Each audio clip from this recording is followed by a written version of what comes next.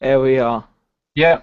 Okay, we're live. Hi, people. It's Nick with guests. I have Zahir again with me. Do you want to say hi quickly, Zahir? Hi everybody, it's here.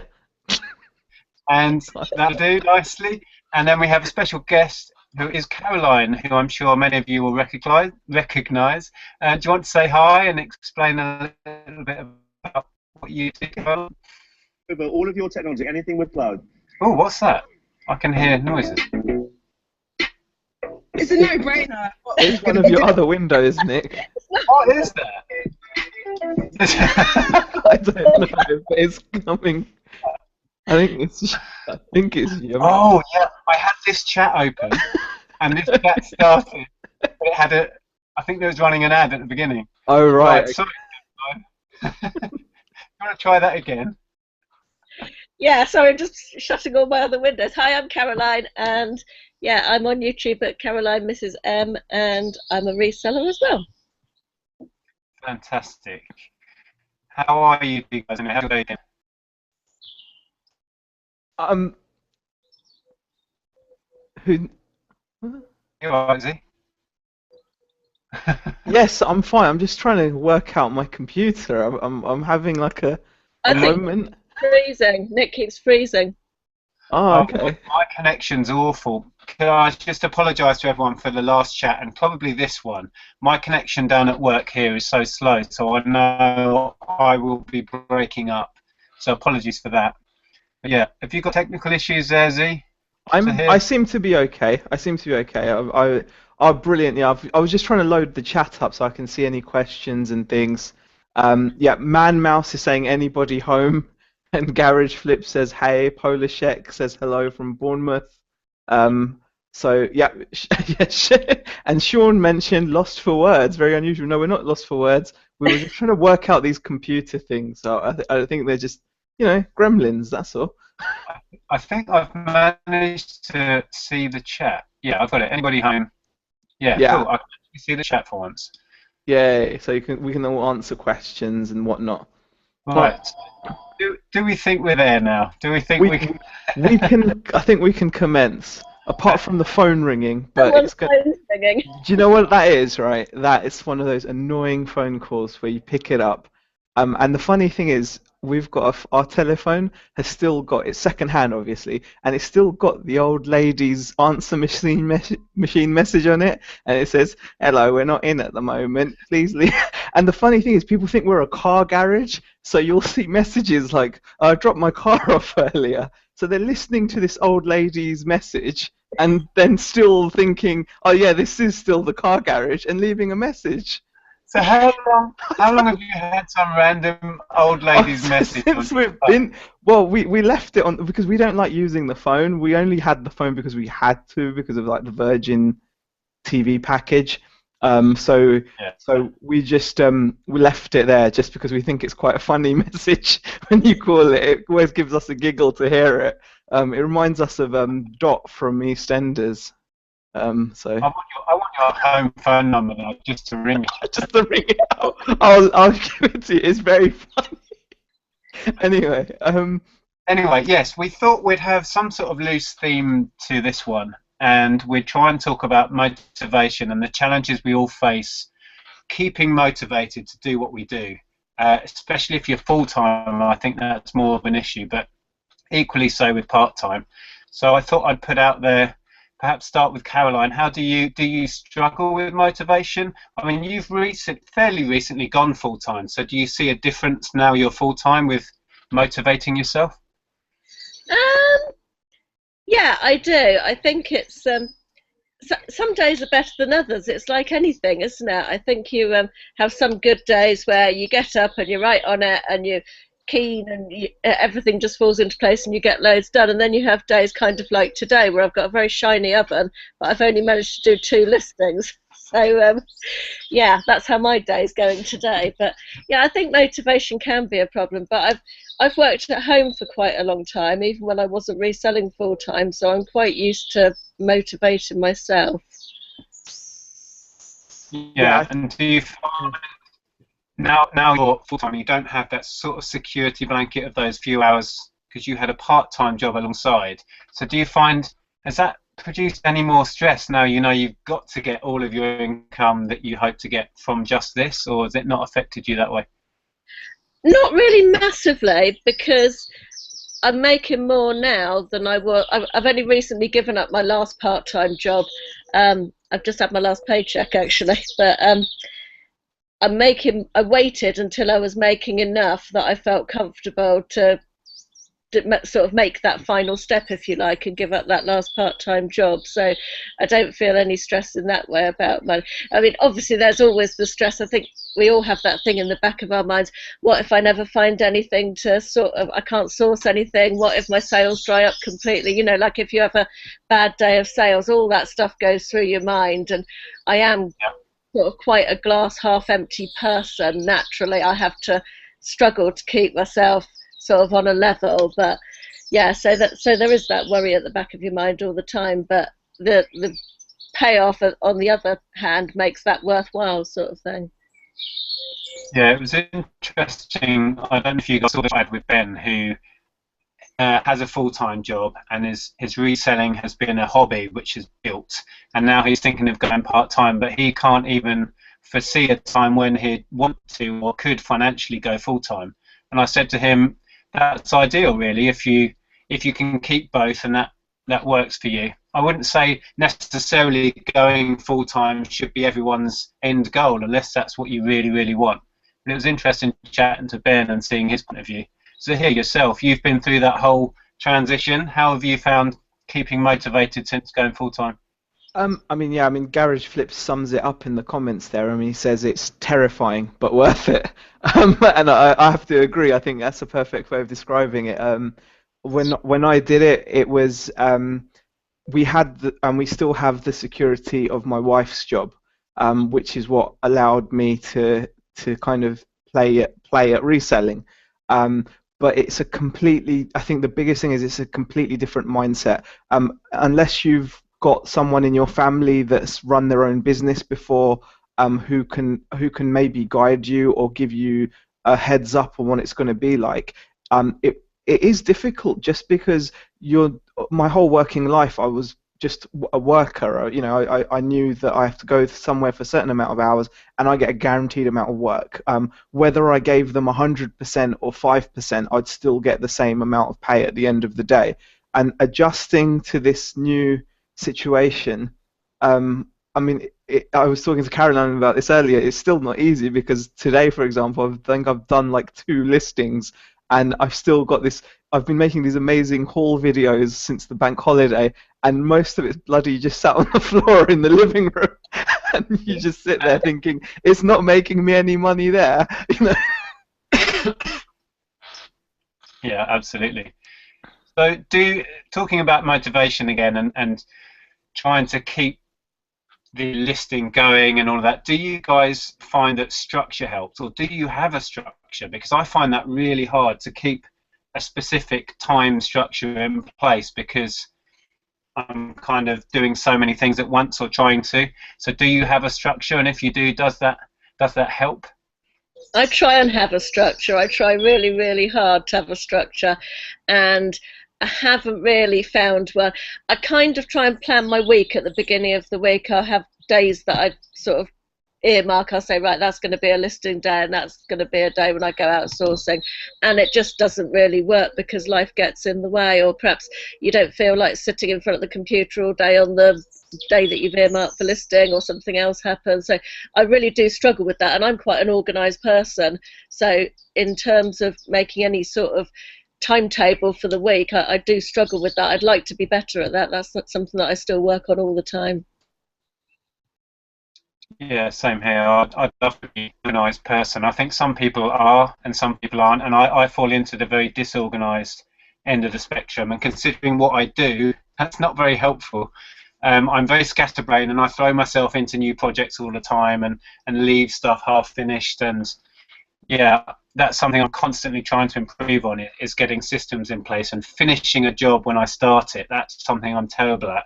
You know, I've got half finished stuff all around me here that's not listed, and it drives me mad, but I still keep making the same errors, if you like, which is ridiculous. So Zahir, do you struggle with those? Does all this ring true for you? I'm so terrible when it comes to structure. I try. I've even got this book that I'm meant to be writing my days, my days jobs in, and most of the pages are empty. And then you got Yeah. your shopping list or something like that. But I I'm ever try to book, I find the book will be buried under a pile of crap. yeah. I That's mean, sometimes I can't find it for days on end as well. Yeah, you're right. I just it's silly. But what I do find is that I like, in a way, the pressure is good. So, say if I do have a couple of days where something, like say for example, sales haven't gone so good, or I can see this pile of stuff, it motivates me in itself to go out there and to get some work done. I also find that I do like it's simple things such as I do like listening to motivational speakers as well. I know that sounds really corny, but I find it helps as background noise rather than having the telly on, which undoubtedly I'd end up just sitting down in front of the TV and then do no work. But if I have something like by Gary Vaynerchuk, everyone knows him, or someone like that playing in the background, that helps me. And I think that's how I kind of do it, or a bit of upbeat music maybe. And recently since being in the community, the Facebook community, the group, and other shoot-offs, then definitely I've used you guys as a lot of motivation as well. It's always kind of good to hear, oh, how much have you done? Oh, I managed to do about 40 listings today, and you think, right. Yeah, that's interesting. That leads on to another question that I had. We'll talk about this one and then we'll go to the chat and see if we've got any questions. But I did have a question lined up, which was, is YouTube and Facebook a motivator or a distraction, or is it both? Because for me, it's both. I certainly use the other channels to almost guilt myself into working. I like to see someone's sales round up and think, oh my God, that's ridiculous. I need to up my game, and I like looking at hauls, and that inspires me.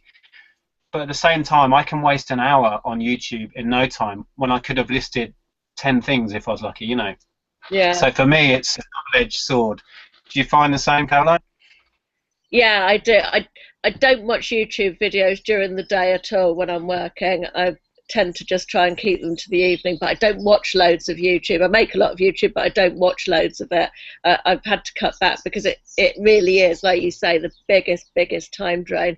But Facebook is that double-edged sword, isn't it? As you say, it's great to go on the group and see what everybody else is doing and find a bit of motivation from that. But before you know it, you can have flicked onto it for 5 minutes, and half an hour later, it's like that vortex, and you're deep inside the whole world of Facebook. It can be a real time waster, can't it? Absolutely. Are you the same, Zahir? I know you love watching, like you say, you watch motivational videos, which I can see as a perfect use of YouTube time maybe, but can you get sucked in and lose too much time to it? Well, I mean, when I'm playing those, they are background. So, like, while I'm packaging, while I'm listening, I'm not watching them. I'm more listening to them. So, I would say that those are quite good. When it comes to YouTube itself, you do have to be careful because, like you said, you can end up watching the most random videos, like giant alligators walking across golf courses or whatever, and then that leads, and you're like, why am I watching this? I don't understand. It's that one more click, isn't it? Oh, one more click. One more click, and then they give you these suggestions with equally ridiculous videos, and it's so yeah, definitely that can be a time sink. But at the same time, like in the evenings when I do catch up on everyone's videos, there's so much to learn. It's so good to see other people's progress as well. It's a very valuable source of information and community as well. So, like you said, it is a double-edged sword. Facebook's more dangerous because you can really lose a lot of time on Facebook, just chatting or whatever, just replying to comments or in chat groups or however you spend your time. But it can be a time sink. So I do try to be disciplined when it comes to that. So yeah, I mean, much like you guys, it's very much everything's good in moderation. Yeah, I've similarly to you, Caroline. I've started to catch up on YouTube in the evening, so because we watch it on our telly. But the downside of that is I find I used to comment a lot on videos and ask questions and interact. But through the telly, I can't comment. So, and I do 90% of my YouTube watching on there, and I catch up on you guys' videos and Margaret and Ken and everyone.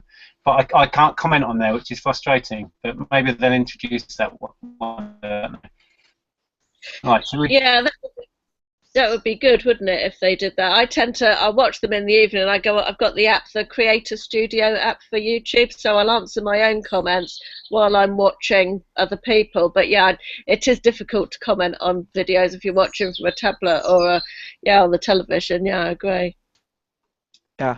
I mean, I think one of the things I've noticed definitely as well is when it comes to doing this and being consistent.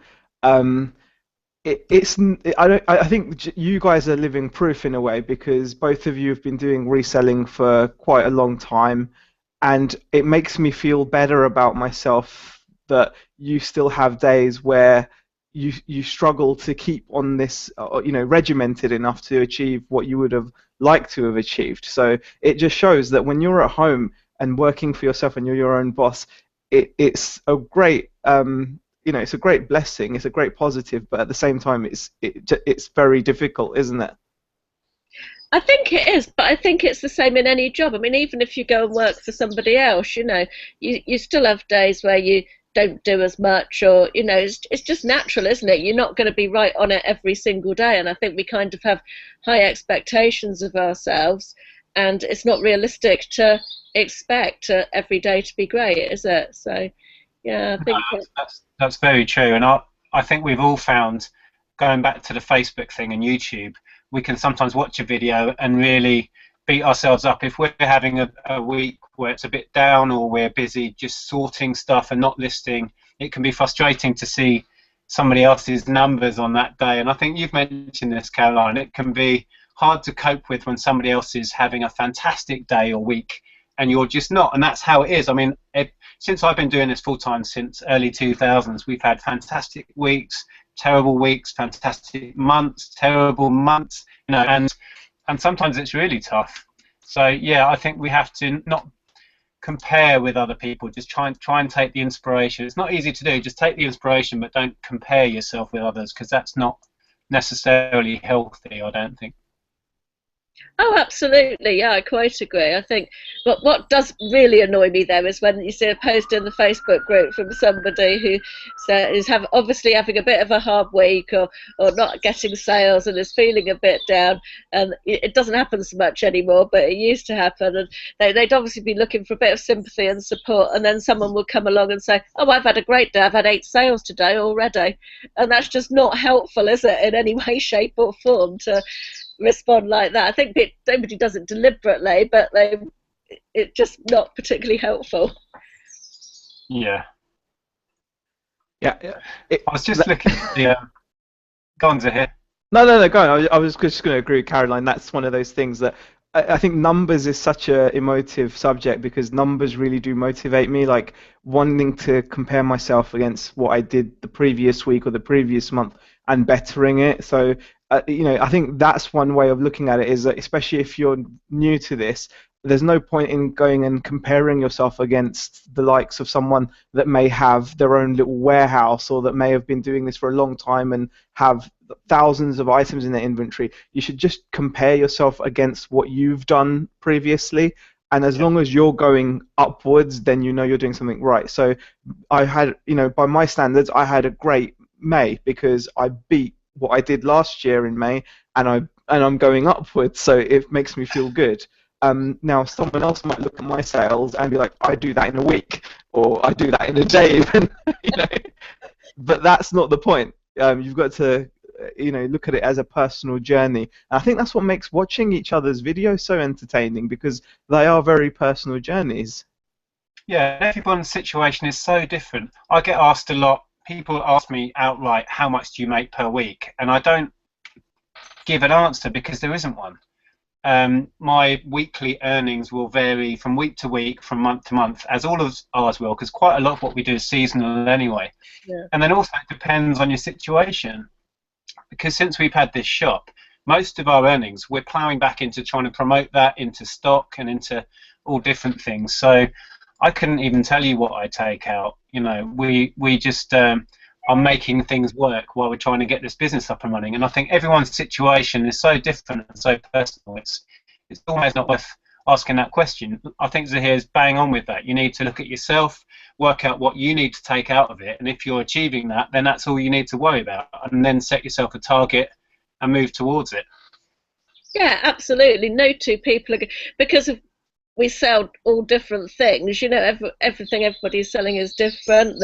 Your numbers are different. Your average sale price is different. You can't compare. It's not comparing like with like, is it? So as long as you're happy with your numbers and you're heading in the right direction, and you know you're seeing an improvement, I think that's the most important thing, really. Yeah. I was just looking at the comments, and I thought there was a great. Let me see if I can find it. Garage Flips put a little like quote in, which I thought was fantastic. I think it's about taking the plunge basically and going for this. He says sometimes you've got to step off the cliff and build the parachute on your way down. I think that's all about having. I love that. And I can apply my life to that. I've been jumping off cliffs for quite a few years, and yeah, it's thrilling and it scares the crap out of you at the same time. But most of the time, it works out okay. Land gently at the bottom. So, it takes a certain type of personality, though, I think, to be able to do that. It isn't for everyone to take the same risks as well. I think you've mentioned that as well, Nick, before, that it's not necessarily the right way for everybody, because people cope with risk in different ways. To hear you went all crackly then. I don't know if it's your mic. Oh, was it? Is it? Can you? Yeah. Is it okay now, or? No, it's breaking up. Your voice is breaking up. Oh, really? That's a bit weird. I can hear you guys fine. Sorry? I can hear. Yeah, I can hear. So his mic's not working. Yeah, it's muffled. Crackly. Is it? Okay. Okay then. I'll see if I can change it or something. Maybe change it to a different one. Something's not quite right. Bear with me. I'll see if I can change it. No problem. I was going to ask you, Caroline, going back to motivational things and this whole listing process, do you find you have a particular part of the whole process that you enjoy more than the others, and what is it, and what part of the process don't you enjoy? I don't actually hate any of the listing process. I like the end of it. When I get to the end of the day and I've had a really good day and I've done 20 or 30 listings, that's always good.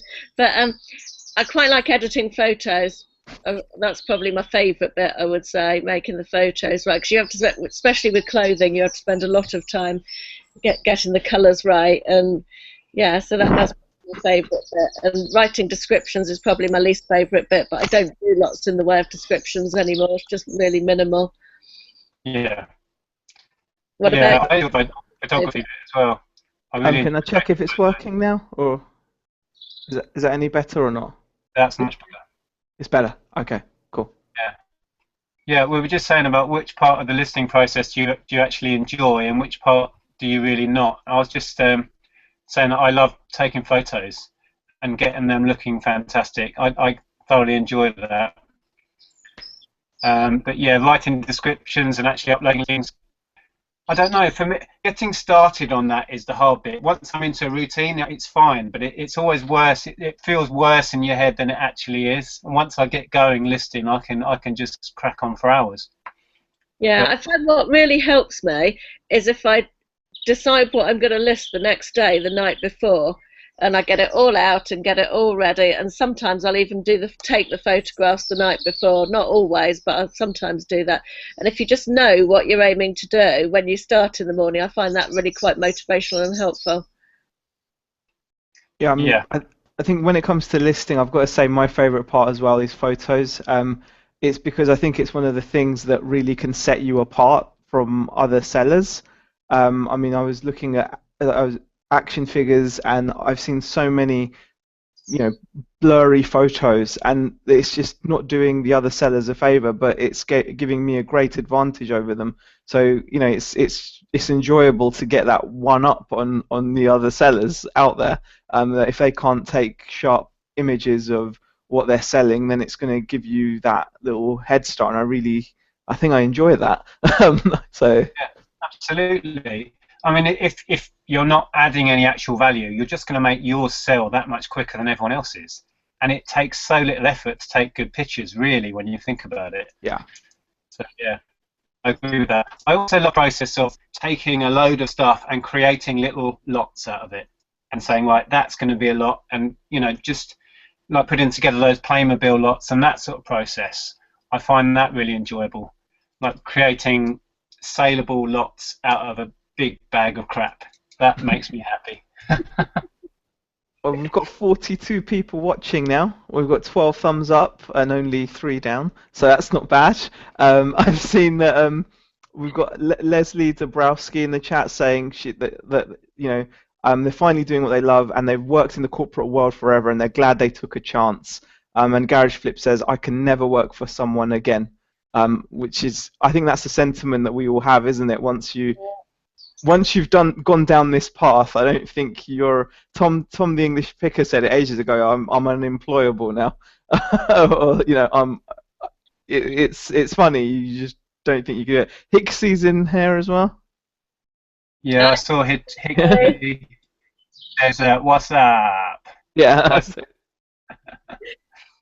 I think going back to how everyone's doing a different thing as well. I mean, it's really nice when you network and you meet each other, and you look at how each other is surviving out there, and it's really nice to see, because you've got some people are heavily into their clothes, some into the antiques, some into the toys, electricals, media, and depending on where your bias lies really affects the kind of store you've got, the number of listings you've got, and it's such a movable feast, isn't it, on how you achieve success, like and what you class as being a successful eBay business. So again, it's another thing that just kind of points towards doing your own thing, going on your own journey, and really just taking advice, but not necessarily just trying to emulate what someone else is doing, because they might be doing something that you won't enjoy doing,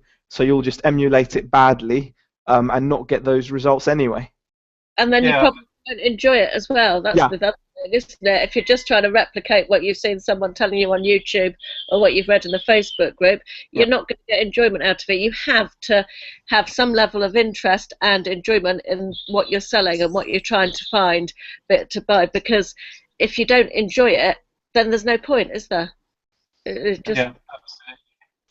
And there's no right and wrong. I get so many questions, as I'm sure we all do through our YouTube channels, asking very specific, how would I do this, and what's the right way to do this? And I've said in my replies so often that there is no right and wrong. I'm just showing how I choose to do it, but you could do it a different way, and I think you're better off just charting your own course and making it up as you go along, because funnily enough, people, that's all I've ever done is make this stuff up as I go along.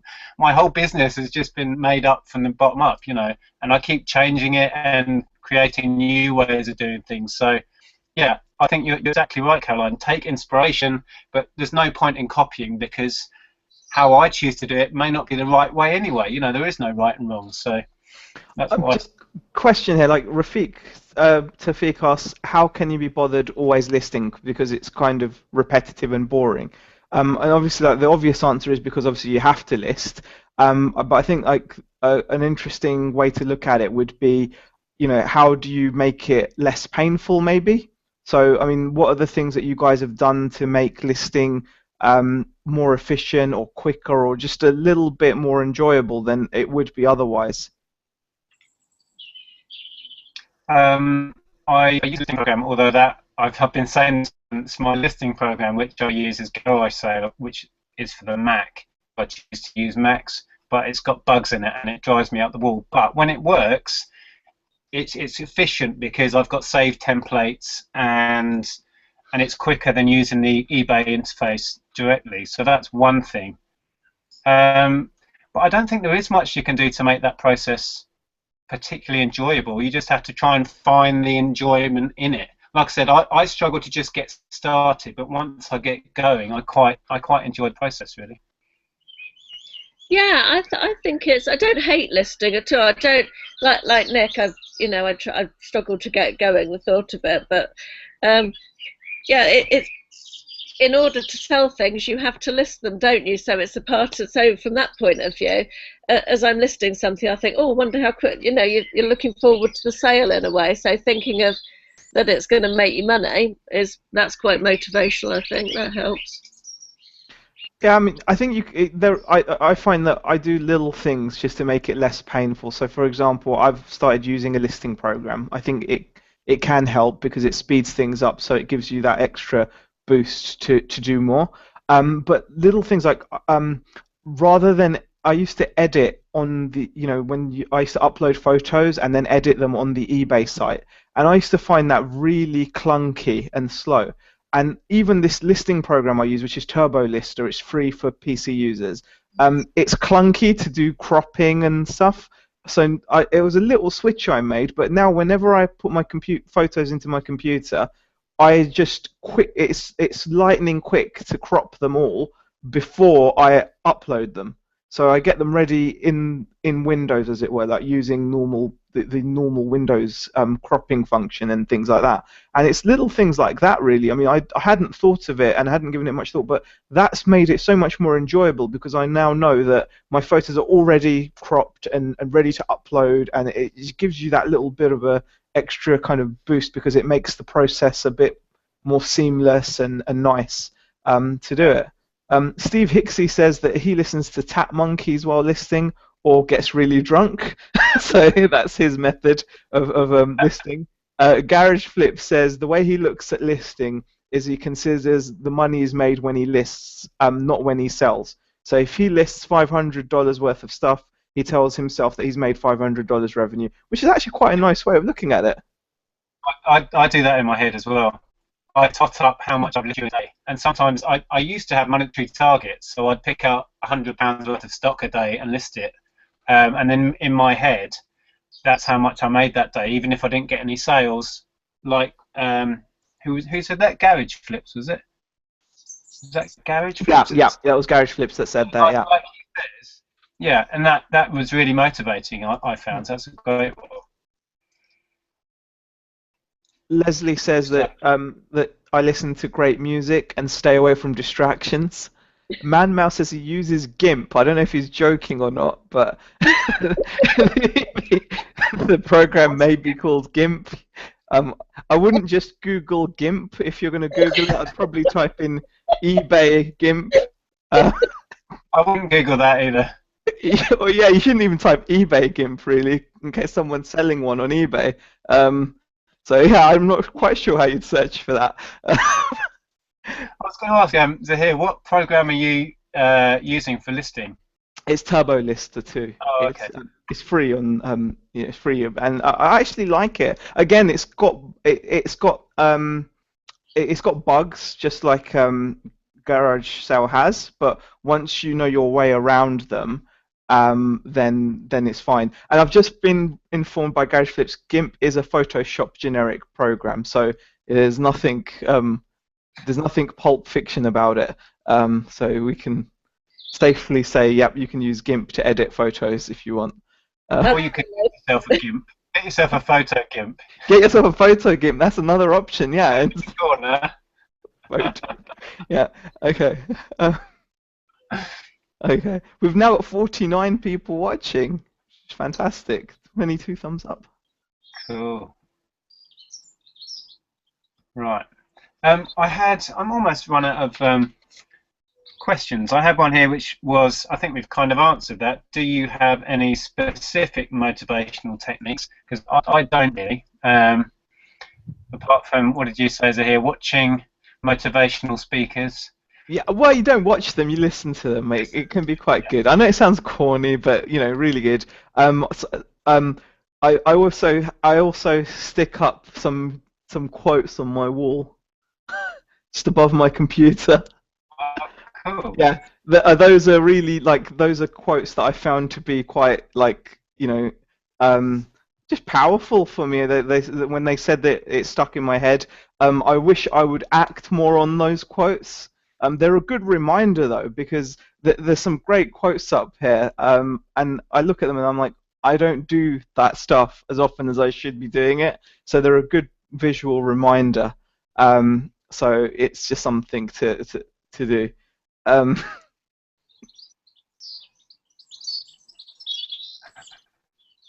okay, we've So, got a couple more comments. People saying yeah, hello, where they're from. Yep. hang on, what does this one say? Does one of them say it's all Nick Hill's fault? Everything's my fault. Yeah, that was in response to someone. This is quite interesting, actually. Rebecca says, was wondering, do we get comments from people about the ethics of reselling? People seem to get offended at the prospect of you making profit from their stuff.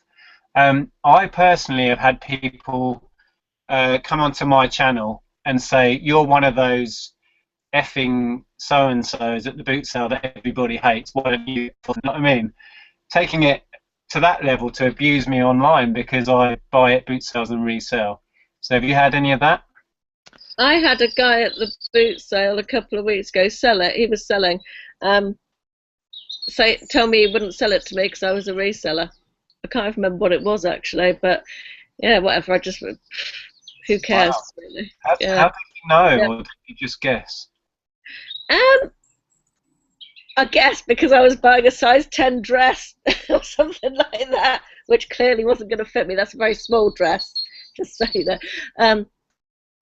Yeah, so it wasn't rocket science to figure it out, and I had 4 bulging carrier bags of stuff as well. So, but I was trying to knock him down on price, and he just wasn't having it at all, which was fine. I sort of went to walk off, and he said, "I'm not selling it to you anyway, because you're just going to try and make money out of it and sell it again." I thought, yeah, I just don't engage with these people at all. It's just ridiculous. What's the point, you know?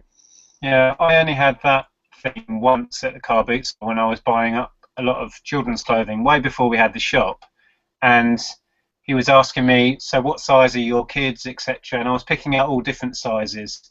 And sometimes you just make it up and you say I've got a big family or whatever. And I just said I'm not buying it for me. I'm going to move it on. And he said put it all back there and I'm not selling it to you. And I didn't really argue with him. I said look, I'll pay what you've got it labelled at. He had it all labelled. And he said no, you're not having it. And I thought, well, what's the difference selling it to me to selling it to somebody, the end user? But he, yeah, had an issue with the principle of it. But that's the only time I can remember at a car boot sale I've been called out for being a reseller. Yeah, it was my first time as well. It's not happened to me before, but yeah, it's quite funny. I was talking to my husband about it afterwards, and as he says, people, why are they worrying about what you're going to do with it once you've given them the money they want for it? Who cares whether you move it on or, you know, or throw it in the bin or send it to some needy person in Africa or make money out of it or whatever? People need to just worry about them, you know. Yeah. Well, Sean says that sort of thing. Sean's commented that the car boot sellers need to thank us, not despise us, because we're there buying all their stuff. You know, and all winter. And that's fine, surely. I mean, I know we do like to haggle, but so does the general public. We're no different in that respect. So yeah, I agree with Sean there. And Hicksy says, if there were no dealers at the boot sales, there wouldn't be any boot sales. Everyone is looking for that gem they can resell. I'd agree with that. Round here, I think it's the same across the country, but there are as many dealers as genuine members of the public, if you like, at my boot sale, especially early. Early, it's probably 99% of dealers. Yeah, I mean every boot fair that I go to, when I'm there at the crack of dawn, everyone in the queue I see every week without fail, and they're all dealers. They're all dealers. And there is nothing wrong with it. I think it's just some people, for some reason, have an issue with it. There's some people feel that they've got more of a right. I mean, I kind of find it funny when I sometimes watch some games collectors. Games collectors have got this very funny idea that if they buy something that's not a game but to resell, it's okay because it's going to fund their collection. But the point is, they're still buying an item with the express intention of reselling it for more than the item is worth. Whether they're going to spend it on their games collection or to buy a new set of stockings or tights, or a ball gag is irrelevant, isn't it? I don't understand the logic behind that argument. Because they justify it to themselves, as, oh, they're buying to resell. So I've seen games collectors buy items that aren't games just to resell. And also, if they've already got a game, they come across another game that they've already got in their collection. I don't ever see them leaving it on the table saying, "Oh, I've already got that one. I don't need to collect it again." They're still going to buy it and then sell it for their collection. And Yeah. either you just have to be transparent about this. It's reselling still. So most of these game collectors are resellers. I mean, I've never had any issues at Boot Fair, but I think I was called a lizard because I think that's the term they like to use. If you buy games to resell at high prices, then you are apparently a lizard. I am a lizard. Yeah, me too. Yeah. Yeah. I can understand from the game collector's point of view, they frown on us because if we get to that stall before them, we'll grab all the Final Fantasies and the Crash Bandicoots or whatever, any game that has Value. value beyond the bog standard, and that's the only reason, because we But are that's doing. But Nick, that's what they're going to do. They're doing exactly the same thing, but just because they call themselves game collectors, and you know, I mean, it does make me chuckle because you know, I just don't. There's no logic behind their argument. It's very aloof and it's very pretentious. You know, it's just something that they can go on to their games forums about and cry. And the funny thing is, I know, you know, I love games. I'm a massive gamer. I've been playing games since forever. But I'm not a collector of them. You know, I don't collect them. I just play them. And I just think it's very pretentious for someone to feel that they have some kind of a divine right over something because they're a games collector and you don't love that game. And you see some of the comments some of these guys make. They're hilarious. I love watching their stuff. Because it's almost like a divine right. You know, you don't love that game. Why are you buying it for? You don't care about that game, and you know, like they're at home caressing their copy of Mario and like sleeping like that. Oh yeah, it's They'd rather not have the competition. That's all it boils down to. Yeah, They know yeah. that we have X amount of knowledge, and if we get there first, likelihood is we will take the stuff that they would get, and it's just competition. The same as we see other resellers out the corner of our eye and think, okay, you're going there, I'm going to go here. Do you do that thing at boot sales where you see them going up there, so you're like, okay, I get in front of him? Yeah, I mean, I collect things. Look at my Napoleon Dynamite. I mean, I love him. I showed him earlier to Nick as well. He's awesome. It's Napoleon Dynamite. I don't know what that is. Oh God, really? No, really, I don't. I'm not going to tell you. You don't need to know then. I didn't. Afterwards. Zahir despaired at me as well because I didn't know. Such a great film. But we've got some comments in the chat as well. Garage Flips does say game collectors are hypocritical. Chelsea says the charity shops in my area are pleased to see me. They appreciate the custom. And Pro Reseller says I pretended to be a game collector for years to get good deals. LOL. So that's quite a good idea. Oh, But I think just Mulani gets to vote for Pedro. Yeah. Sorry, Zahir, you are hilarious. Apparently, there you go. It's official now. Thank you, Garage. What were you going to say? I think just going back to what Zahir said, it's about the game collectors. It's another example of people being too bothered about what other people are doing and not just getting on with what they're doing, isn't it? It's the same thing again. Yeah. I think I said it in a chat video with Tom a year or so back. I've only had one serious run-in with another reseller, but that was quite something. That was when I was big into CDs. This was back in about, I don't know, 2003 or 4, And I was at a stall. I'd got myself a great big stack of CDs, and this other dealer that I saw on a regular basis every weekend rocks up, almost runs over and starts grabbing CDs, and then he starts grabbing them out of my pile. So I very politely said to him, "That's my pile that I've already fished out, and I'm buying those." And he just let rip at me and was swearing at me, and he said he was going to wait at the gate for me when I left. I just looked at him like, chill the hell out, will you? But I was really quite shaken up. I'm not an aggressive person, and I don't deal with confrontation that well and avoid it. But he was in my face, and oh, that was horrible. Have you had any run-ins with dealers, either of you guys? Not like that. No, no, not at all. Yeah, I mean, I don't think I've ever had anything like that specifically. I mean, there was once a guy that was looking through a box of games, and he was looking through, and I came to start looking with him. You know, when you do that thing when you're just like, the box is still there, and he got very offended by that. And I said, well, are you looking at the whole box? And then he was like, yeah, and then he just carried it off and went off, but nothing major. I mean, nothing. It's not worth it. There's so much stuff out there, and there's so much to look for. And in a way, I think it's a great advertisement for growing your knowledge and learning about other things that interest you. I mean, if all that interests you is games, I feel sorry for you, because then you're missing out on like a world of different things. But if you can find that you've got other passions as well, like I love coffee, and that's made me some money.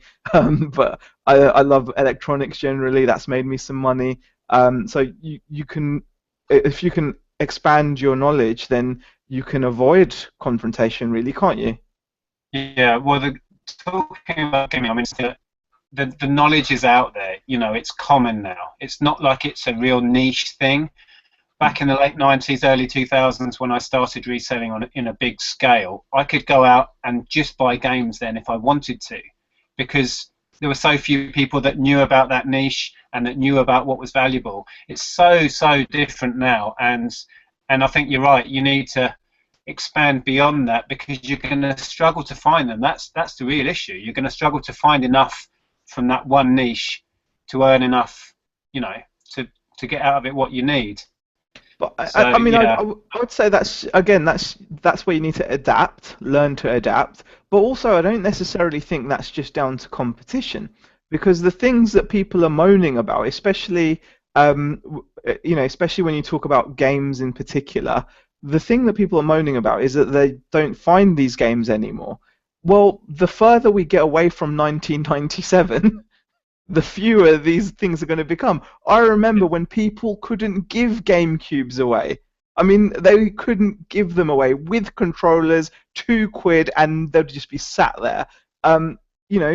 It's just time. And now you're finding that you're seeing a lot more PS2s. You're starting to see a lot of PS3s and Xboxes, and that's now going to be what you're going to find plenty of. And there's going to be games in those libraries which are going to end up becoming more and more valuable as the years pass. So it's not. I think people just get stuck. If you only think that just Crash and Spyro or Mario are the only valuable games, you are going to struggle, because those games, those titles came out at that time, and you're going to have to wait until the new ones become as valuable. I mean, Mario on the Wii isn't nearly as valuable as finding a Mario game on the N64, for example. I mean, it depends which one it is, obviously, like Paper Mario or whatever. But I just bring Caroline in on this, because Caroline, you're on the other end of the spectrum. What was that quote that we were saying the other? Mario is good and FIFA's bad. I think that's when you're talking about games, Nick. I have no interest in games whatsoever. The only thing I know. To hear your take on that, and because we all know that you're into your shoes and clothing and cosmetics, do you have dealers in your area that you recognise that would be your direct competition?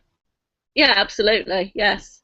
Yeah, not as many as there are trying to buy blooming Lego and Playmobil and games, not by a long chalk. But yeah, there's people that I see every week, winter, summer, who buy the same things as me. Yeah.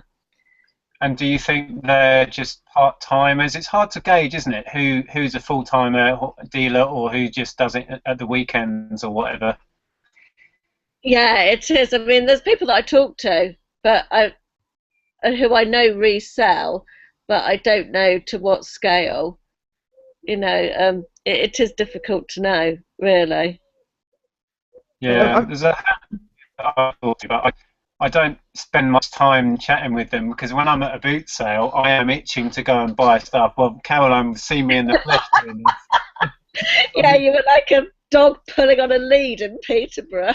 Yeah, when we went and filmed for that little BBC slot, they had us all stood around and they were checking their cameras and wanted to do a few pieces of the camera, and the boot sale had started. So I'm standing there just itching. I'm saying, like, it started. I need to be in there. And they're casually chatting around, doing their BBC waffle, and I was like, oh, it's a nightmare. You weren't happy, were you, at all? No. Well, they were expecting us to find this interesting stuff, and I was saying to them, it's going to be gone. We need to be in there. It was such a skanky boot sale as well. It really was horrible. I think those are two really good points because firstly, like Caroline, you said that obviously you're not into games, but the stuff that you're into, again, you have to be knowledgeable about. I mean, for example, when you're picking up nail polish, I mean, I've picked this up from Rebecca. There's going to be certain brands out there. A Chanel nail polish is going to be worth more than picking up I don't know, a Max Factor nail polish, isn't it? So, and if you're seeing a new stall coming out, people are going to be picking that stuff up, and you've got to have that knowledge and that vim to go and get the stuff. Because, like Nick said, when the boot fair starts, you've got to be there. You have to, you do have to be there. I see people running. I mean, people that shouldn't be running, as well. I mean. Yeah, for sure. Yeah, the only I would just say about buying cosmetics at boot sales, if you see anybody with any quantity of the same thing, be very wary because there's a lot of fakes out there. So, yeah, just say. Good point. Fair point. Fair point. Just had a couple of other questions. H. Milani asks, "Is my mic gone again?" Yeah. Right, hold on. You sound like a robot. It sounds like that creature off Star Wars. Or is it Star Trek? One of the two. How's that? Is that any better? Yes. Well, you sound very echoey. Am I echoey now? Okay, hold on. I know what to do. It's much better than it was. Okay, let me just. I was just going to read one of the comments. There's an interesting one. We were talking about buying games and media. Pro Seller says, I've moved away from the media and now pray in the Church of Ken. Old is gold. So somebody who's moved from the modern to the antique stuff, which is something I want to get back into. I did a lot more antiques back when I started, but I moved completely away from that. Caroline, you've dabbled with success, haven't you, in that? In what? Antiques? Well, your glass and your... Oh yeah, I like a bit of glass. Yeah, I do. I don't feel like I know much about that area at all. I mean, I find what Ken sells absolutely fascinating, and Neil as well, Neil Borden in the Facebook group. Yeah. But yeah, I like glass. I'm quite attracted to glass, but I don't feel like I know loads about it. But I bought a couple of pieces recently and made good profits. So something I'd like to learn more about. Yeah.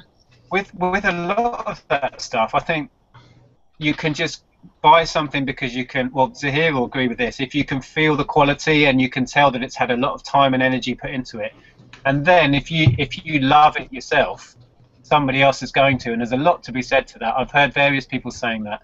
And I think it's true. What quality is so important. I mean, back in the day in hi-fi, we used to just do it by weight as a joke.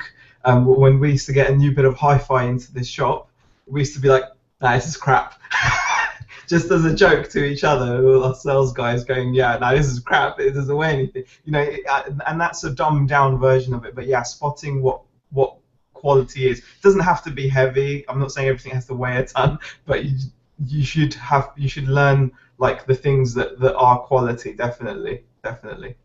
Yeah, and with vintage and antique, if you consider craftsmanship in it, if you can look at something, even if you know nothing about it, and you think, okay, that's taken somebody hours and hours to produce, whatever they've done, whether it's carving or painting or whatever, that's an indication, I believe, that it has to have X amount of intrinsic value because somebody's put, I don't know, 3 days work into producing it or whatever. Yeah, Yeah, I mean, I do wonder if the sorry, Zahir. no, sure. There's this thing now that people have smartphone. Well, obviously everybody's got a smartphone, haven't they? But before I joined the Facebook group, I'd never ever, and I still, honestly, no word of a lie, I've never taken my mobile phone to a car boot sale. I do in charity shops occasionally, but it wouldn't have crossed my mind to check anything at a car boot sale. I go completely on gut. And if I buy something, if I like something and I think it's a good price, I'll buy it because that's how you learn, isn't it? Yeah, I've made mistakes, but not massively expensive ones. But I have made mistakes in the past and bought things that won't sell. But that's how you learn. I do think that this whole scanning everything and checking on your mobile phone is not the greatest thing. You need to have some sort of gut instinct. I think, yeah, I mean, I do take my phone and I do check things, but I would say that it's more after I've bought the item, because which seems counterproductive, but I just want to know there and then, how much is it worth? You know, I know it's worth more than I paid for it. I know that for a fact, but it's getting that surprise, as it were. You know, I find that to be a thing. I mean, like I had like a bit of a mistake last week where I did see like a really beautiful vintage. It was meant to be like a writing slab or something, and it was gorgeous. It had the dovetail corners. You know, it was put together beautifully, and I just didn't have the guts to go for it. And in the end, it turned out that it would have been worth buying at the price that the person was asking. But because it was a bit out of my comfort zone, even though I knew it, I didn't have the courage of my convictions, and I lost out. So, you know, that's a bit. I am kind of an advocate for using your phone as and when you need to. I tend to use mine most for Amazon these days because a lot of my focus is Amazon. And with media, it's simply just point it at the barcode and you'll get an instant idea of its value on Amazon. And that's been a game changer for me. With toys as well, if they're boxed, I can just scan the barcode and certain board games, etc. So I use my phone primarily for Amazon. With eBay, I will check something if it's something I've never dabbled in before, and if it's just a couple of quid, I'll take a chance anyway. But if it's a fairly hefty investment and I'm unsure, I'll just go away and have a quick look on the phone and search completed listings. But yeah, I do use my phone a fair bit now. I was just going to say, go on. No, I'm just going to say I'm not completely against the use of phones. I can see that they have their place, but I think just to rely on your phone for everything, you're probably walking past a load of things that would be great to buy, and I think you need to have a healthy balance. Yeah, oh, absolutely. No, I agree with you, Caroline. I was just going to say before that, Pamela has just put a lovely comment in. She says, can I just say a big thank you to you all? I'm a new subscriber and new to reselling. I'm learning so much from all of your videos.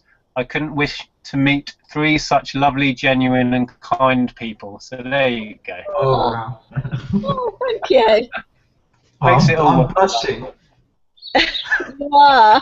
I'm just very red. Yeah. I mean, I've got to say though, like the community is such a great thing, and I mean you get asked often, you know, don't you worry about sharing everything or making videos about the niches and things like that.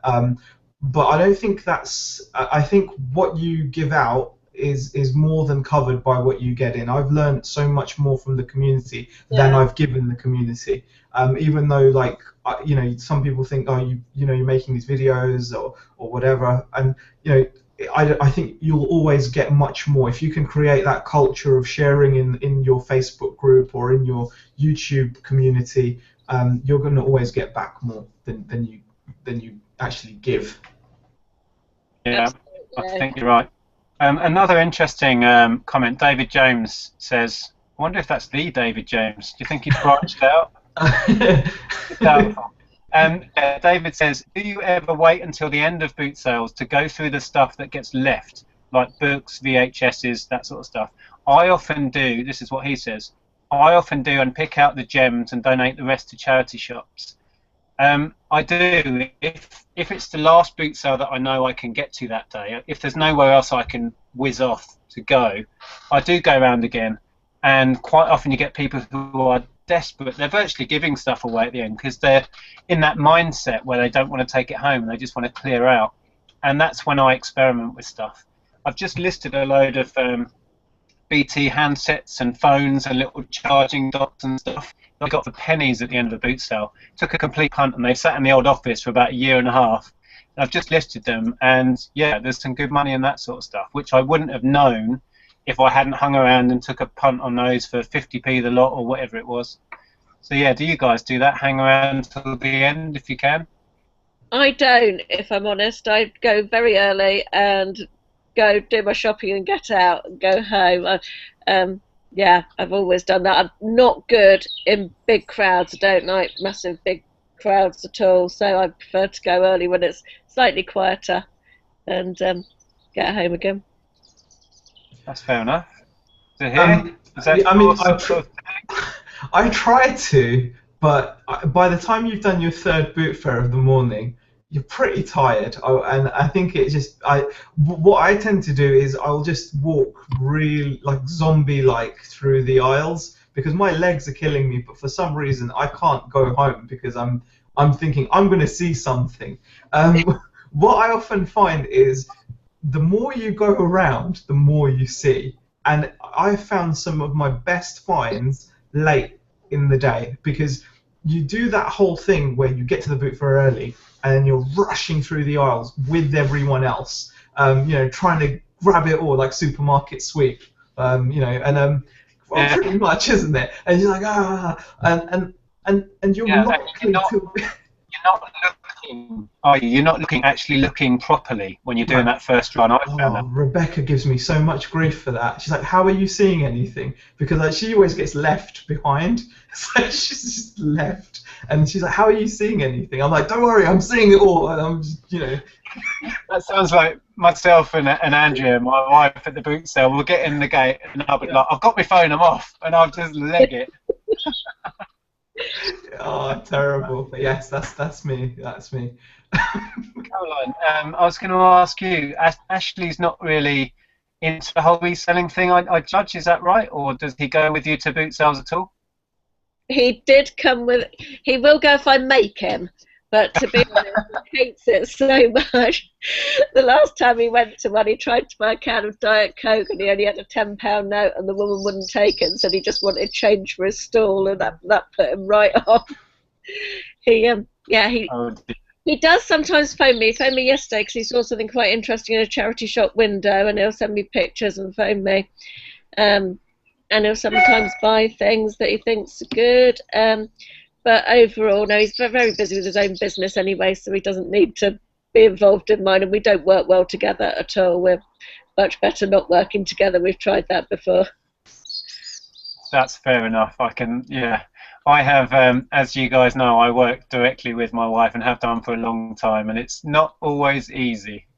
So here you've got that fun to come. Yes, I'm looking forward to that. No, it's something I am looking forward to genuinely. I mean, I think it will work. She is really headstrong though, and so am I. So I'm sure we've already said there will be arguments. There will be, right? So we've already told each other we're going to argue. So I'm hoping that we'll know that's what's going to happen to some extent, and as long as overall it's beneficial, then it's got to be worth doing. We've had an update on David James. It is the real David James. David James, the reseller, not the goalkeeper. Yeah, that's good to clarify that. Thank you very much. What else have we got in there? There's quite a few comments have come through. Garage Flips agrees with Caroline. I never use my smartphone at garage sales. I think it's too slow, which is fair enough. That's a good point. Don't want to be sat there just trying to work something out and someone swoops in. Polashek talking about diversifying. He took a punt on a wig for 50p and sold it for £65. So that's pretty good. Yeah, I mean, I've never thought of buying a wig actually. I think if I saw one. That was like a real hair one. You know what I mean? Yeah, Like, yeah, like a real wig, not one of those party ones. a Smithy's red curly one. um, uh, Garage Flip says, I have no one to talk to about my business, so the social interaction online is my water cooler. I think that's something we can definitely all agree. It's, everyone just looks at you really strangely and go, ah, you know, that's good, that's good. That's the reaction you normally get. Yeah. I said my video last night. Go on, carry on. Sorry. I said in my video last night, well, my friends all think my job is odd, that they do not understand it and my motivation or anything. They just do not get it at all. Still, even now when I'm making okay money and it's full time and it's all, you know, quite good, they still look at me as though I'm a bit odd. Do you get that, Nick? Still, even after doing the post for so long? Yeah. Well, my family are all, you know, they've heard about it till they're blue in the face anyway, so they know exactly what I do and how I do it, and some of them have seen the videos, and you know, but I try not to talk about it with my social friends and down the pub. But tonight I'm going to my poker game. I will not mention what I do because I'm fed up with explaining it, you know, and getting that quizzical look like, really? Are you sure you can make money on eBay? Are you kidding me? I'm like, oh, I just can't be doing with it, so I don't talk about it really with my mates. H. Mulani asks, what's your hidden secret niches to avoid the usual competitors? I'm not quite sure what that question means. Can't tell you because they're secret. Ah. Yeah, we don't want to go sharing the secrets now. Oh no. I think it's just continue to learn. There are no secrets, and if you can think of it, somebody's already out there doing it. But I think just keep learning, and eBay is the best tool to do that. Just put random searches in, and then switch that to sold, and then switch that again to highest first, and you'll be amazed the random crap people pay good money for. So just come up with a product or a niche, if you like, and just put it into eBay. Do a load of completed searches and then flip it so you get the most expensive ones first, and it will blow your mind. Yeah, I try and always, every time I go out, I try and buy something that I don't know anything about. I don't always manage it, but I try and buy something that I've never bought before and is a bit different, and just for a couple of quid, you know, and I find that quite a good way of learning. Yeah, that's a fantastic idea. I need to do that more often because it forces you, once you have that item, you then have to go through the process of looking it up because you're going to list it because you've got it now anyway. And in that process, you'll find out which brands do sell if yours is a dud, for example, and which brands don't sell. And it just adds to your database in your head that you take with you. Yeah. Definitely. Yorkshire Reseller says, me and my 10-year-old are a team. She's getting a good eye for bargains. Oh, that's pretty cool. My daughters are not, like, they're not cool with boot fairs. They're like, no, Dad, no. Tell you what, kids can get the most amazing deals as well because they're small and they're like, oh, I've only got a little bit of pocket money. They can get money off. Not that I've ever used my daughter for that, by the way. Of course. Well, we've been prattling on for at least an hour and 10, I think. So, shall we wrap this up shortly? Yeah. Yeah. Do you guys have anything more to say about the motivational thing, or did we cover that in full, do you think? Well, we've got 60 people watching this. We've had 30 thumbs up, which is fantastic. And in terms of motivation, I'd say you can't do things like... There's not many people that can do things just on their own. And reselling, by its nature, can seem solitary, but as the Facebook group and the YouTube community have shown, it's not a solitary venture. Get involved, get sharing, talk to people, and I think that will help you in the long run in terms of motivating you. Because if you try to do this in your own little bubble, it will be all too easy for it to just slip away from you. So you've got to have a network of people that you can that you can talk to and that you can share with and bounce off of. And if you're feeling down, that's where you get your motivation from. That would be my view on it, really. Yeah, well said. Well, I want to apologise again because a couple of comments were saying that I was breaking up. I know my internet is shocking down here. I used to do these from home, and my internet at home is much better. So I might try and get a setup at home so I can do it there. But I apologise for that, and I just want to thank you guys for chatting with me. So thank you so much, Caroline, for coming on. That was a pleasure. It was a pleasure to talk to you guys. It was really nice. I enjoyed it. Thank you. Fantastic, and thanks as always to Zahir. So I will speak to you guys soon. See you. Bye, everyone. Bye bye.